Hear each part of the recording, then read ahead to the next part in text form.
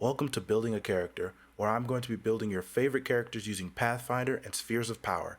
Check the description for the character sheet, and don't forget to like, subscribe, and hit the bell icon for notifications. I believe I did this recording like a month ago, and I mistakenly deleted it, so such is my life. Let's do this again. It's time for the useful goddess sister, Ereshkigal from Fate Grand Order.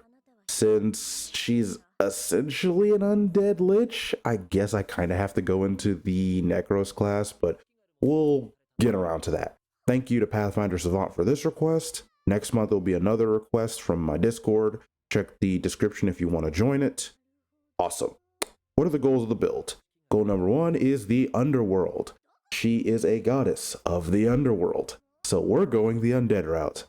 Goal number 2 is she's not Ishtar, but she is Ishtar, but she's not Ishtar. Goal number 3 is a noble phantasm. Fate is weird with her noble phantasms, and Spheres of Power does not work with it too well, since it's basically a super move that almost normally kills anything it's supposed to touch, and Spheres of Power kinda doesn't have that unless you go into the weird death sphere things and death effects, and I'm not worried about that. Ereshkigal is a goddess. We're going to race. She is a goddess of the underworld. So screw Asimar, we're going Demon Spawn Tiefling for the appeal. Enjoy the +2 strength and +2 charisma, but don't like the -2 intelligence. You gain Fiendish resistance, the skilled feature, the shatter, spell-like ability, and dark vision. Next is stats. We'll be using 15-point buy, but roll for stats if your DM allows it. Charisma and strength will be 14. You are melee and you are going to be undead. Charisma will be your best, well, these two stats will be your best friends. Wisdom, intelligence, and constitution will be at 12. You're going to be undead, so you don't need constitution, but you need to make it to 20 to get rid of constitution. So please keep it there. Dexterity will be at 11. You don't need it at all, except for like reflex saves. Anyway, we'll be starting with the first level of Necros. It is a third-party class. Keep that in mind. You gain channel energy, negative energy, of course. You gain Deathbound, which is essentially the death sphere, and a corpse puppet. It does scale.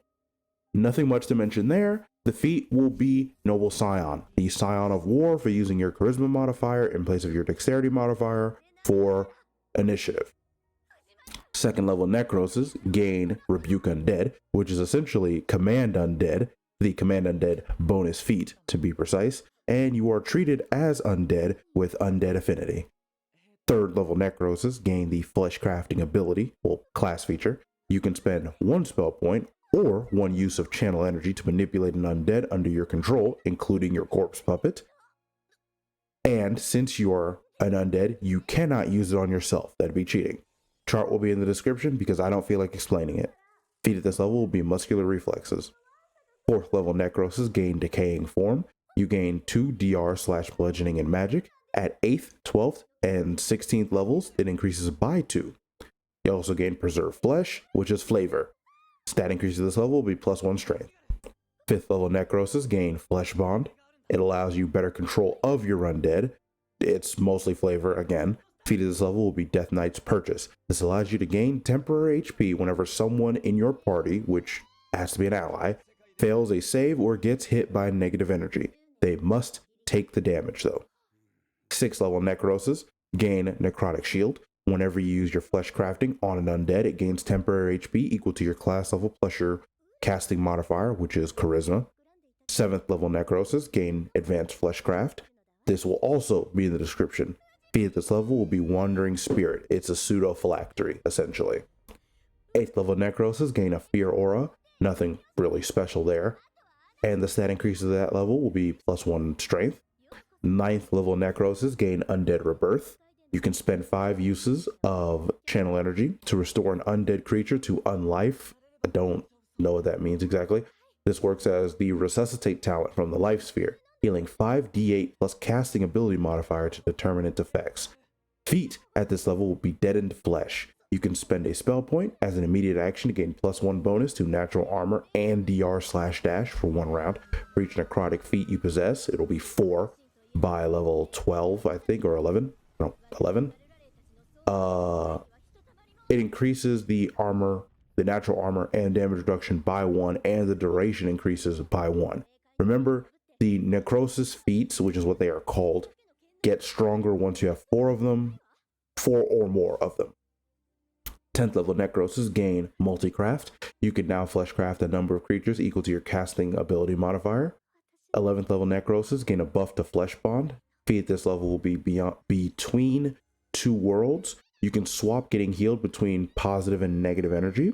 I don't know how it would work with Death Knight's purchase, being that if you were to take damage from negative energy, let's say 5 damage, would you be able to gain temp HP back and basically negate it? I don't know how it would work. Somebody do some reading, comment it for me, please. 12th level Necrosis, gain See in Darkness, nothing really special there. Stat increase at this level will be +1 Charisma. 13th level Necrosis, gain a buff to Necrotic Shield. Feat at this level will be Mystic Focus. You may now spend a spell point instead of expending your martial focus. 14th level Necrosis, gain Fleshcraft Artisan.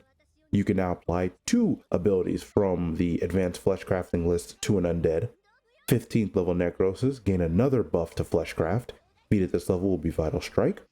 16th level Necrosis, gain Dead Skin, which makes them immune to non-lethal damage. Stat increase at this level will be +1 Charisma. 17th level Necrosis, gain Unholy Revivification. You can now use Undead Rebirth as a free action. And Undead Rebirth is kind of meh, so whatever. Feat at this level will be Improved Vital Strike. 18th level Necrosis, gain Master Multicrafting. You can now apply a single advanced fleshcrafting talent to all undead that you, of course, up to your casting ability modifier.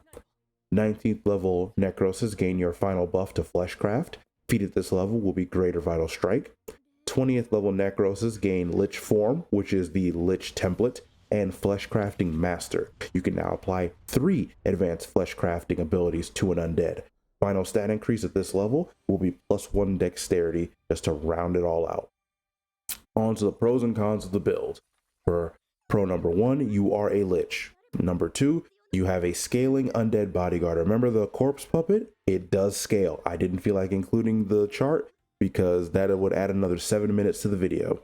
And I want to keep these videos under 10 minutes if I can. Number 3, you have some rather interesting sustain since you basically benefit from the detriment of your party.